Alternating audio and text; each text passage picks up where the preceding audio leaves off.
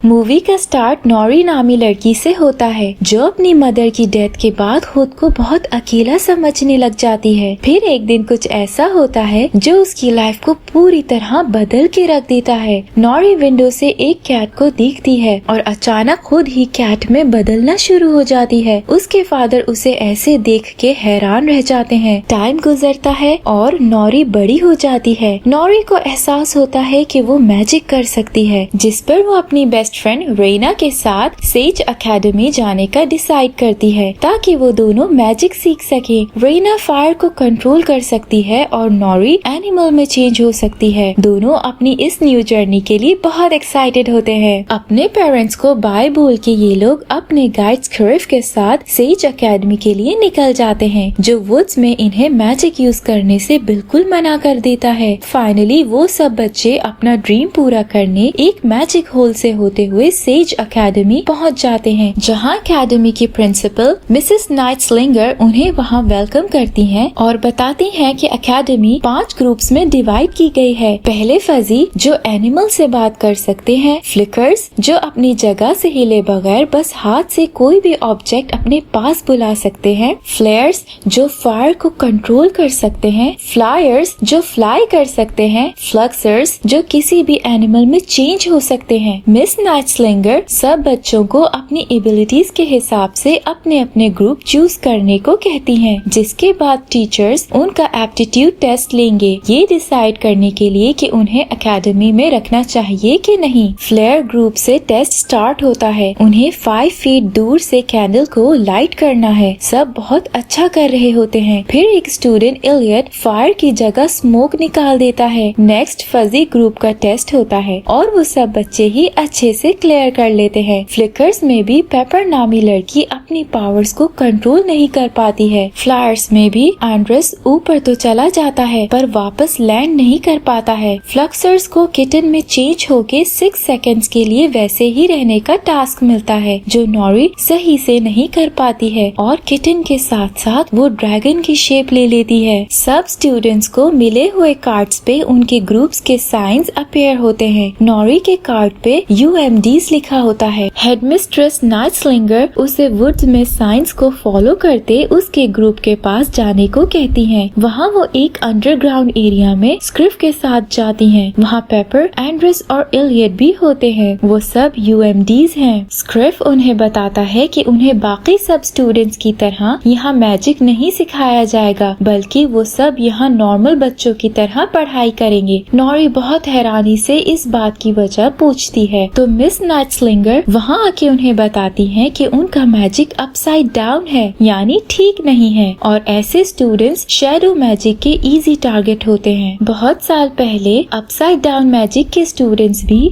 सबके साथ ही मैजिक सीखते थे, पर फिर एक स्टूडेंट शैडो मैजिक के हाथ लग गया और सबके लिए खतरा बन गया। शैडो मैजिक ह्यूमन को पोजेस करके उनकी पावर्स की मदद से तबाही करता है। तब से उन्होंने अपसाइड डाउन मैजिक वाले स्टूडेंट्स को वापस भेजने के बजाय सबसे अलग यहाँ रखना शुरू कर दिया, जहाँ वो मैजिक प्रैक्टिस नहीं करेंगे और फिर कुछ टाइम बाद उनकी मैजिक पावर्स खत्म हो जाएंगी। ये सब ये जान के बहुत डिसहार्ट हो जाते हैं। रेना अपनी फर्स्ट क्लास में जाती है, जहाँ उनकी टीचर उन्हें बताती है कि कुछ वीक्स बाद एकेडमी में एनुअल फाउंडर्स डे होने वाला है। क्लास में से 2 बेस्ट स्टूडेंट्स सिलेक्ट किए जाएंगे जो एकेडमी के मास्टर्स के सामने परफॉर्म करेंगे और उनमें से जो विनर बनेगा वो फाउंडर्स डे पे सबके सामने अपने ग्रुप को रिप्रेजेंट करेगा। टीचर सबसे पहले रेना को बुलाती हैं और कॉर्न को फायर की मदद से पॉपकॉर्न में चेंज करने को कहती हैं, पर रेना कंफ्यूज हो जाने की वजह से सब गलत कर देती है, जिस पर टीचर उसकी इंसल्ट कर देती हैं। रेना को ये सब उसकी सीनियर करते देख रही होती है। नेक्स्ट मॉर्निंग स्क्रिफ सब UMDs को एकेडमी की सफाई के लिए लेके जाता है। तभी नॉरी फ्लक्सर की क्लास होते देखती है और उसके अंदर वापस से मैजिक सीखने का शौक पैदा होता है। वो सबके बीच जाके किटन को टीचर से पकड़ लेती है और फिर उसमें ट्रांसफॉर्म होने की ट्राई करती है, पर इस बार भी वो ऐसा नहीं कर पाती। स्क्रिफ वहाँ आके नॉरी को नॉर्मल करता है, फिर उसे समझाता है कि वो ये सब नहीं कर सकती है। वो लोग बस UMDs को प्रोटेक्ट कर रहे हैं और ये सब करके वो अपने साथ साथ बाकी सबको भी खतरे में डाल रही है। इसके बाद वो नॉरी को लंच के लिए जाने देता जाता है, जहाँ सब ग्रुप्स अपनी अपनी टेबल पे बैठ के लंच कर रहे होते हैं और उनका बाकी ग्रुप से कोई लिंक नहीं होता। रेना खुद को बहुत अकेला फील करती है। नॉरी को देख के वो उसके पास जाने का सोचती है। नॉरी के यूएमडीज के टेबल पे आने पर एंड्रेस पहली बार उससे बात करता है, बल्कि सबसे बात करता है। वो नॉरी के इतने एनिमल्स में चेंज होने की एबिलिटी की तारीफ करता है। तभी वो रेना को आते देख नॉरी को बताता है, पर रेना की टीचर उसे यूएमडीज के पास जाने से मना कर देती है। रेना बुरे दिल के साथ वापस अपनी टेबल पे चली जाती है। नॉरी को भी ये सब बहुत वियर्ड लगता है, जिस पर पेपर कहती है कि वो लोग लूजर्स हैं, इसलिए कोई उन्हें किसी से मिलने नहीं देता। इस पर नॉरी कहती है कि वो सेज मैच पे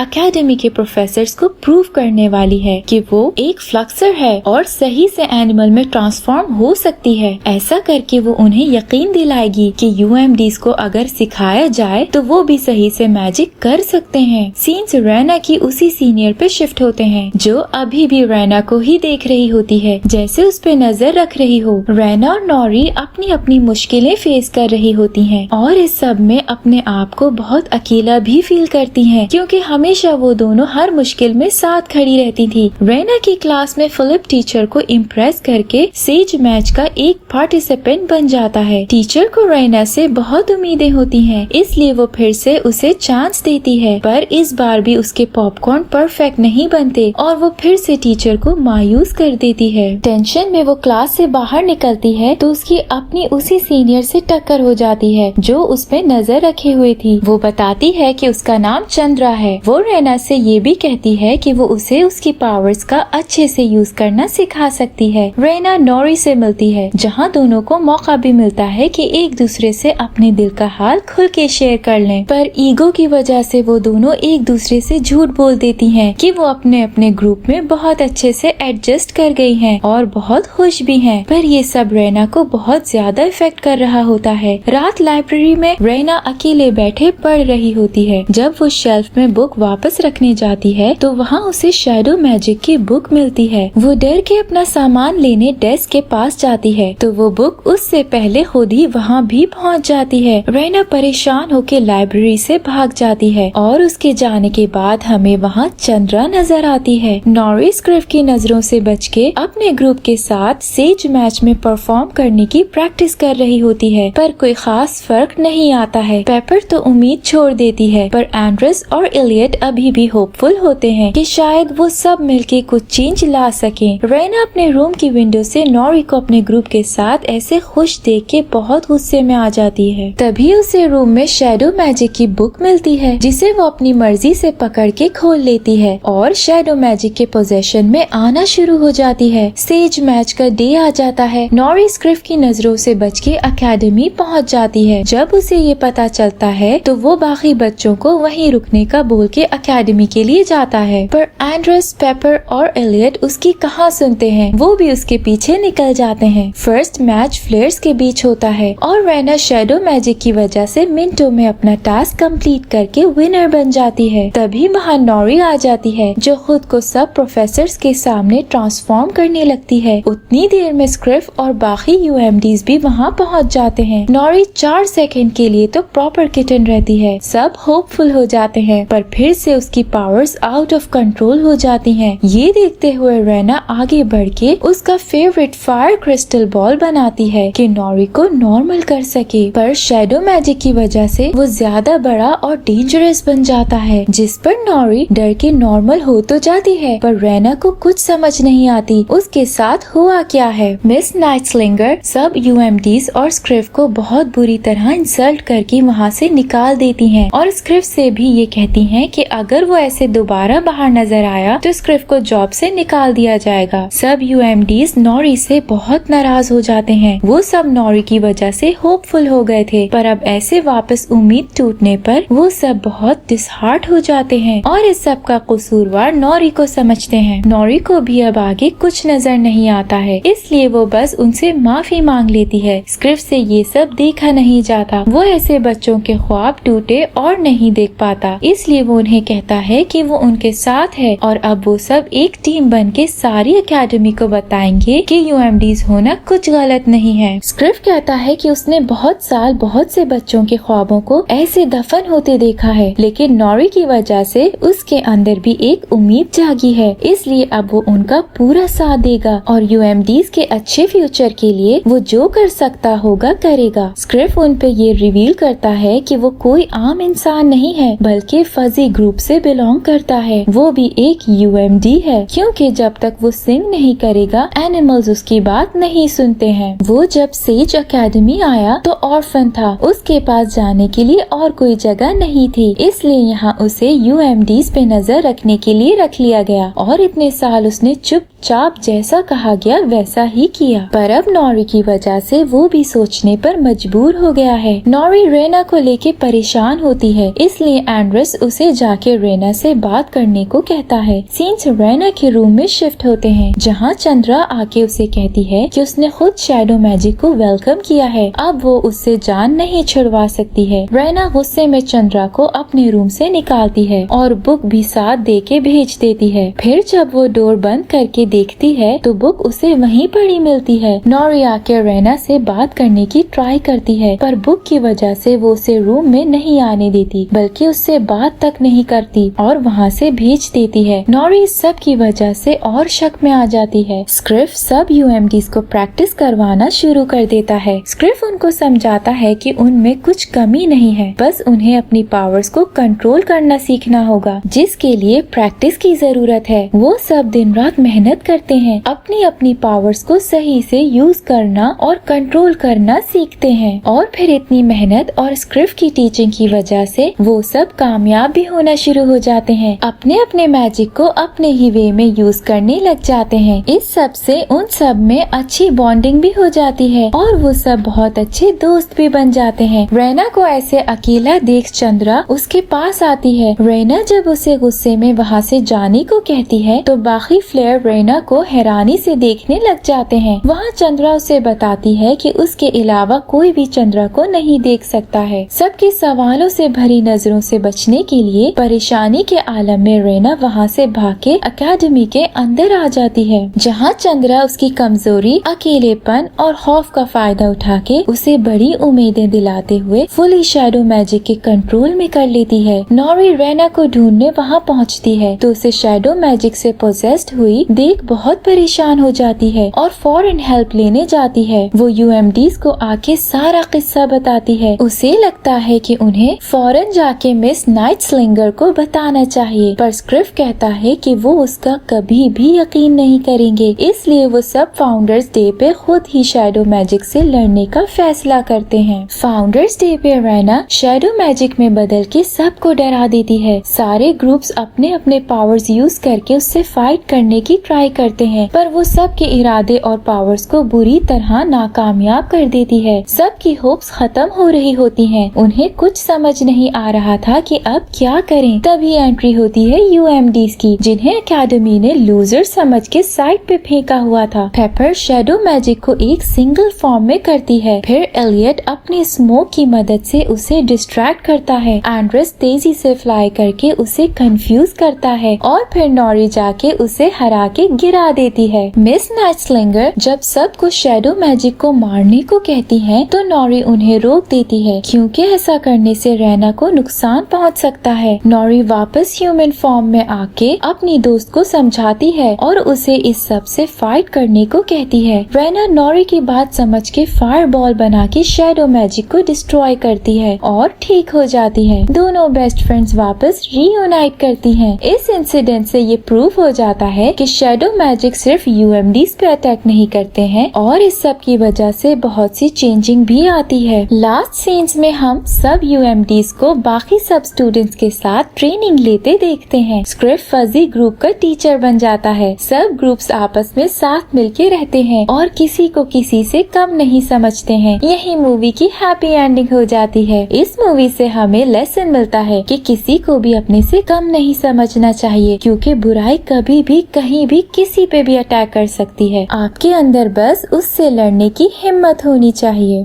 थैंक यू फॉर वॉचिंग।